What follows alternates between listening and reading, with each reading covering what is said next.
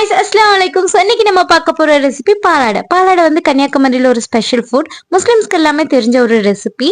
சாஃப்ட்னா அப்படி ஒரு soft tissue paper மாதிரியே இருக்கும். ஈஸியான மெத்தட்ல பாலாடை எப்படி பண்ணதுன்னு பார்க்கலாமா? ஒரு கப் பச்சரிசிக்கு 1.5 கப் தேங்காய் பால், ஒரு எக் இதுக்கு தேவையானது. ஃபர்ஸ்ட் நம்ம எடுத்து வச்சிருந்த 1 கப் பச்சரிசியை 3 hours சோக் பண்ண வச்சுட்டு ஜார்ல ஆட் பண்ணிக்கோங்க. நெக்ஸ்ட் இது கூடவே கொஞ்சமா தண்ணி சேர்த்து நல்ல ஃபைன் பேஸ்டா சாஃப்டா அரைச்சி எடுத்துக்கோங்க. இது கூடவே ஒரு எக்கையும் சேர்த்துட்டு 1/2 டேபிள் ஸ்பூன் சால்ட் சேர்த்து நல்லா அரைச்சி எடுத்துக்கோங்க. நெக்ஸ்ட் இது கூடவே நம்ம எடுத்து வச்சிருந்த 1.5 கப் தேங்காய் பாலையுமே சேர்த்துட்டு ஒரு ஸ்ட்ரைனர்ல நல்லா ஸ்ட்ரைன் பண்ணி எடுத்துக்கோங்க. அவ்வளோதான், பாலாடை பேட்டர் ரெடி. மாவு அரைச்ச உடனே நீங்கள் பாலாடை செஞ்சுக்கலாம். இது புளிக்க வைக்கணும் அந்த மாதிரி எதுவுமே கிடையாது. இதுதான் இதோட கரெக்ட் கன்சிஸ்டன்சி. நெக்ஸ்ட்டு இதுக்கு மெயின் திங்கே நான்ஸ்டிக் தவா தான். நான்ஸ்டிக் தவால தான் இந்த பாலாடை செய்யணும். பேன் நல்லா சூடானதுக்கப்புறமா ஒரு கரண்டி மாவு எடுத்து ஆட் பண்ணிவிட்டு கையை வச்சு பேனை நல்லா சுற்றி விட்டுட்டு 2 செகண்ட் வெயிட் பண்ணிங்கன்னா போதும்.